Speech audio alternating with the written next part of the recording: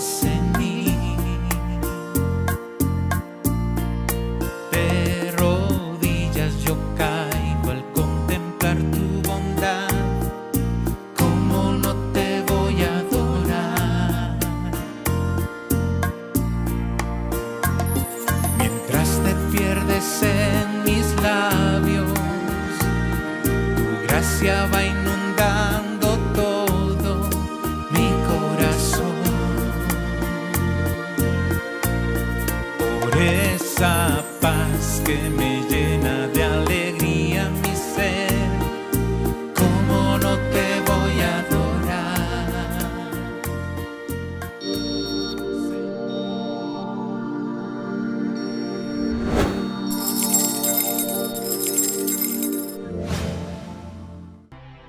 Yo soy el pan que da vida. Los antepasados de ustedes comieron el maná en el desierto, y a pesar de ello murieron. Pero yo hablo del pan que baja del cielo. Quien come de él no muere. Yo soy ese pan vivo que ha bajado del cielo. El que come de este pan vivirá para siempre. El pan que yo daré es mi propia carne. Lo daré por la vida del mundo. El Catecismo de la Iglesia Católica en el numeral 1346 dice que la liturgia de la Eucaristía se desarrolla conforme a una estructura fundamental que se ha conservado a través de los siglos hasta nosotros. Comprende dos grandes momentos que forman una unidad básica. Primero, la reunión, la liturgia de la palabra, con las lecturas, la homilía y la oración universal. Y segundo, la liturgia eucarística, con la presentación del pan y del vino, la acción de gracias consecratoria y la comunión. Liturgia de la palabra y liturgia eucarística constituyen juntas un solo acto de culto. En efecto, la mesa preparada para nosotros en la Eucaristía es a la vez la de la palabra de Dios y la del cuerpo del Señor. Además, fíjense en ese dinamismo del banquete pascual de Jesús resucitado con sus discípulos, según el Evangelio de Lucas capítulo 24, versículos 13-35. En el camino les explicaba las Escrituras, luego, sentándose a la mesa con ellos, tomó el pan, pronunció la bendición, lo partió y se lo dio.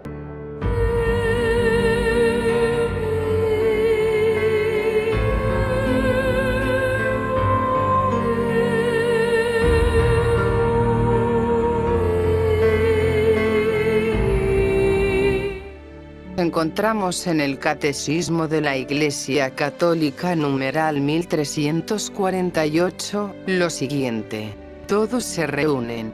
Los cristianos acuden a un mismo lugar para la asamblea eucarística. A su cabeza está Cristo mismo, que es el actor principal de la Eucaristía. Él es sumo sacerdote de la nueva alianza. Él mismo es quien preside invisiblemente toda celebración eucarística. Como representante suyo, el obispo o el presbítero, actuando in persona Christi Capitis, preside la asamblea, toma la palabra después de las lecturas, recibe las ofrendas y dice la plegaria eucarística. Todos tienen parte activa en la celebración, cada uno a su manera. Los lectores, los que presentan las ofrendas, los que dan la comunión, y el pueblo entero, cuyo amén manifiesta su participación.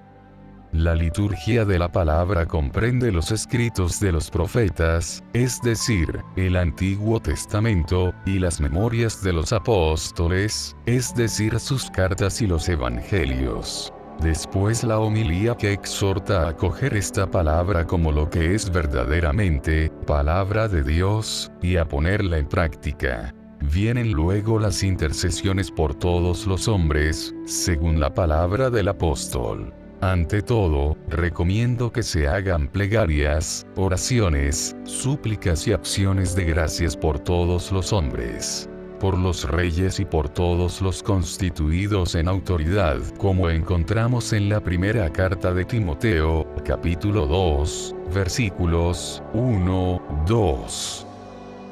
La presentación de las ofrendas, es decir, el ofertorio, Entonces se lleva al altar, a veces en procesión, el pan y el vino que serán ofrecidos por el sacerdote en nombre de Cristo en el sacrificio eucarístico, en el que se convertirán en su cuerpo y en su sangre. Es la acción misma de Cristo en la última cena, tomando pan y una copa. Solo la Iglesia presenta esta oblación pura al Creador, ofreciéndole con acción de gracia lo que proviene de su creación.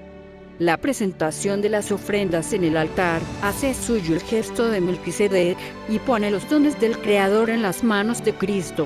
Él es quien, en su sacrificio, lleva a la perfección todos los intentos humanos de ofrecer sacrificios.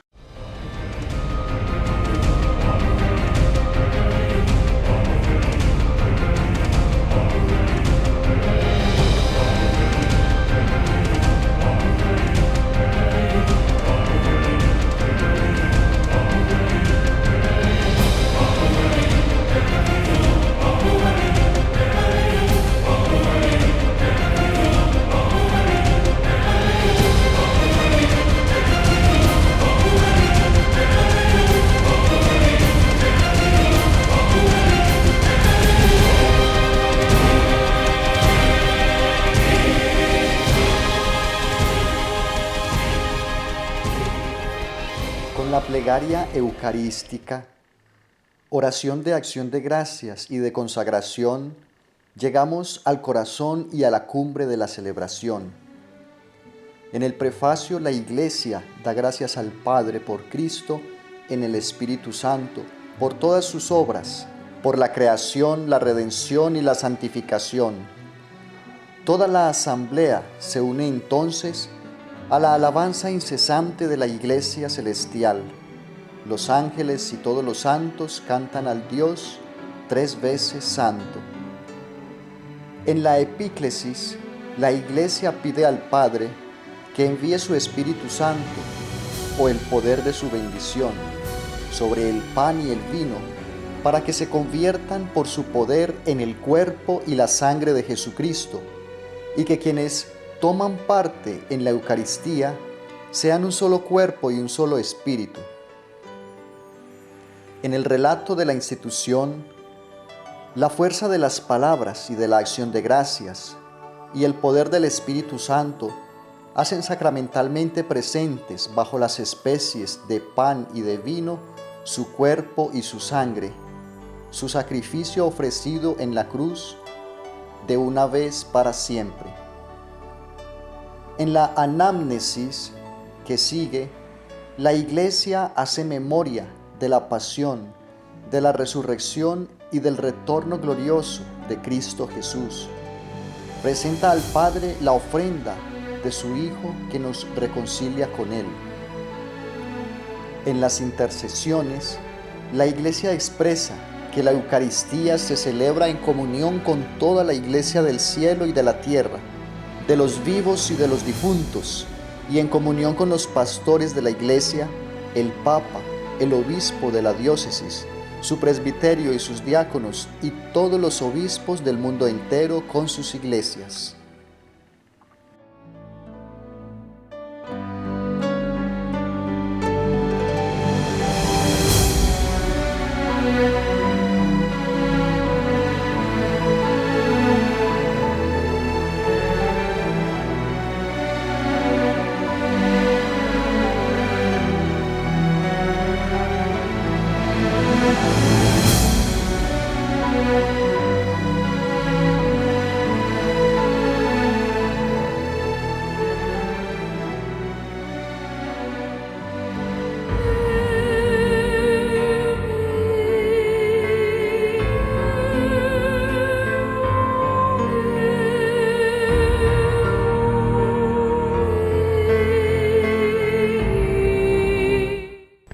La Eucaristía, sacramento de nuestra salvación, realizada por Cristo en la cruz, es también un sacrificio de alabanza, en acción de gracias por la obra de la creación.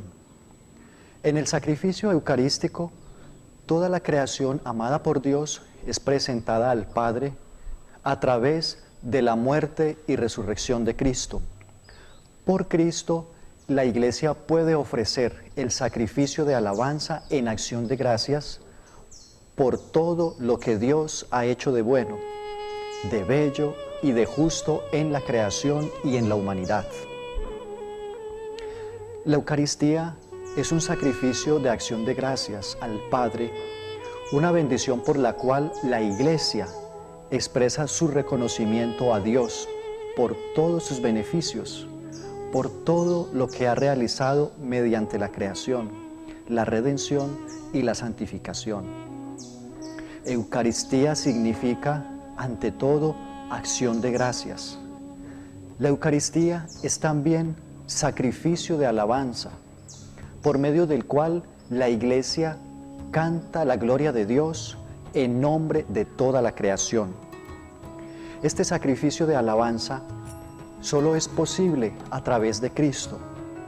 Él une los fieles a su persona, a su alabanza y a su intercesión, de manera que el sacrificio de alabanza al Padre es ofrecido por Cristo y con Cristo para ser aceptado en Él.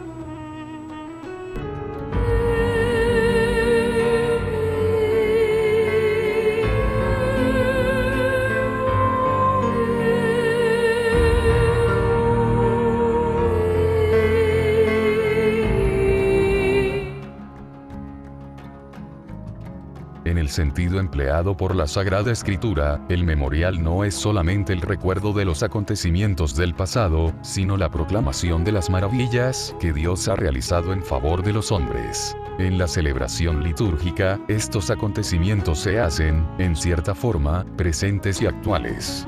De esta manera Israel entiende su liberación de Egipto. Cada vez que es celebrada la Pascua, los acontecimientos del Éxodo se hacen presentes a la memoria de los creyentes, a fin de que conformen su vida a estos acontecimientos. El memorial recibe un sentido nuevo en el Nuevo Testamento. Cuando la Iglesia celebra la Eucaristía, hace memoria de la Pascua de Cristo, y esta se hace presente o le hace presente el sacrificio que Cristo ofreció de una vez para siempre en la cruz permanece siempre actual. Cuantas veces se renueva en el altar el sacrificio de la cruz en el que Cristo, nuestra Pascua, fue inmolado, se realiza la obra de nuestra redención. Por ser memorial de la Pascua de Cristo, la Eucaristía es también un sacrificio. El carácter sacrificial de la Eucaristía se manifiesta en las palabras mismas de la institución. Esto es mi cuerpo, que será entregado por vosotros. Y esta copa es la nueva alianza, es mi sangre, que será derramada por vosotros, como encontramos en el capítulo 22 de Lucas, versículos 19 al 20. En la Eucaristía, Cristo da el mismo cuerpo que por nosotros entregó en la cruz, y la sangre misma que derramó por muchos para remisión de los pecados. La Eucaristía es pues un sacrificio porque representa, es decir, se hace presente el sacrificio de la cruz, porque es su memorial y aplica su fruto.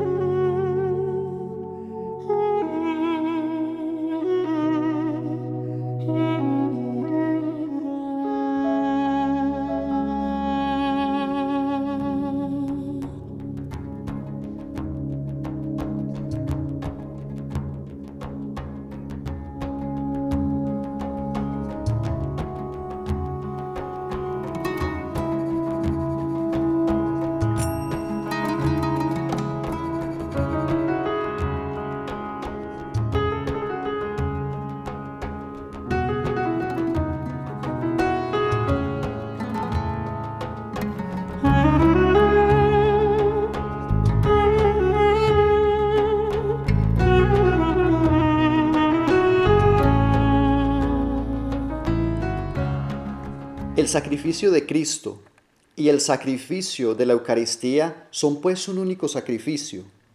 Es una idéntica la víctima que se ofrece ahora por el ministerio de los sacerdotes, la que se ofreció a sí misma entonces sobre la cruz. Solo difiere la manera de ofrecer. En este divino sacrificio se realiza en la misa. Este mismo Cristo, que se ofreció a sí mismo una vez de manera cruenta sobre el altar de la cruz, es contenido inmolado de manera no cruenta. La Eucaristía es igualmente el sacrificio de la Iglesia. La Iglesia, que es el cuerpo de Cristo, participa en la ofrenda de su cabeza. Con él, ella se ofrece totalmente, se une a su intercesión ante el Padre por todos los hombres. En la Eucaristía, el sacrificio de Cristo es también el sacrificio de los miembros de su cuerpo. La vida de los fieles, su alabanza, su sufrimiento, su oración y su trabajo se unen a los de Cristo y a su total ofrenda, y adquieren así un valor nuevo. El sacrificio de Cristo presente sobre el altar da a todas las generaciones de cristianos la posibilidad de unirse a su ofrenda. Toda la Iglesia se une a la ofrenda y a la intercesión de Cristo. Encargado del ministerio de Pedro en la Iglesia, el Papa es asociado a toda celebración de la Eucaristía, en la que es nombrado como signo y servidor de la unidad de la Iglesia universal. El obispo del lugar es siempre responsable de la Eucaristía, incluso cuando es precedida por un presbítero. El nombre del obispo se pronuncia en ella para significar su presidencia de la Iglesia particular en medio del presbiterio y con la asistencia de los diáconos. La comunidad intercede también por todos los ministros que por ella y con ella ofrecen el sacrificio eucarístico.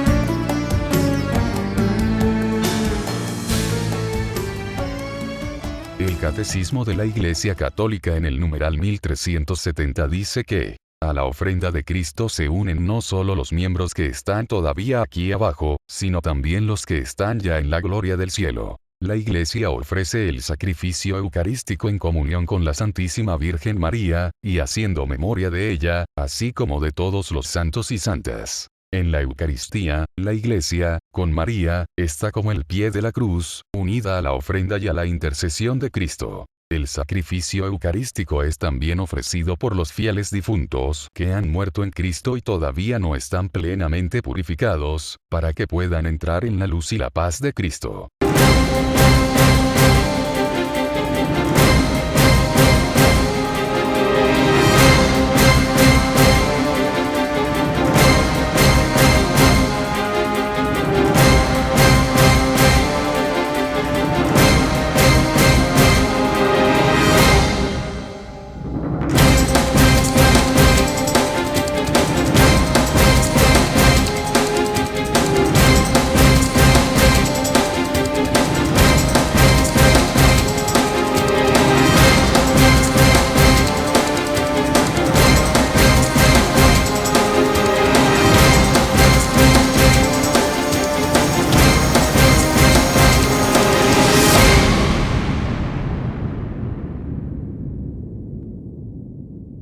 San Agustín ha resumido admirablemente esta doctrina que nos impulsa a una participación cada vez más completa en el sacrificio de nuestro Redentor, que celebramos en la Eucaristía.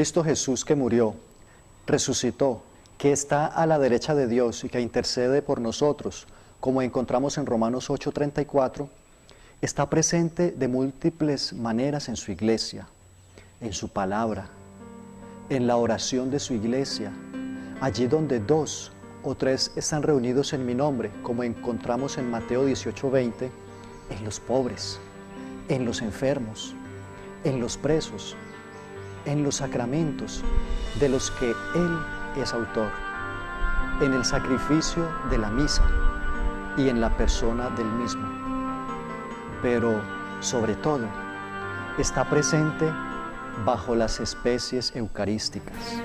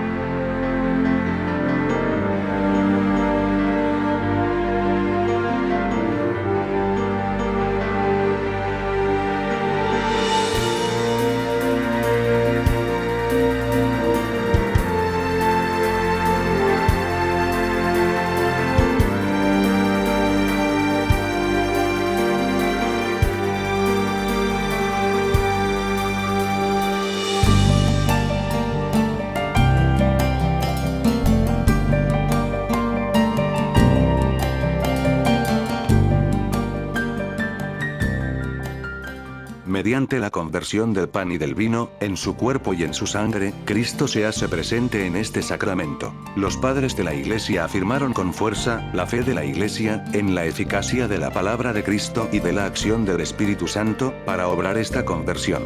Así San Juan Crisóstomo declara que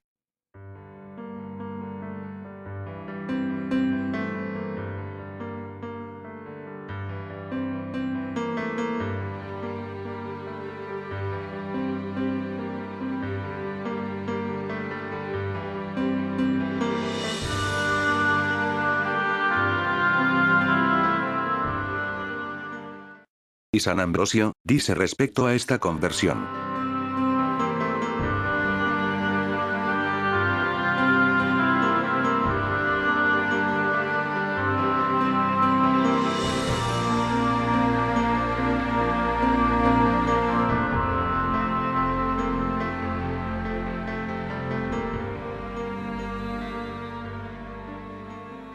Por la consagración del pan y del vino, se opera el cambio de toda la substancia del pan, en la substancia del cuerpo de Cristo, nuestro Señor, y de toda la substancia del vino, en la substancia de su sangre. La Iglesia Católica ha llamado justa y apropiadamente a este cambio transubstanciación.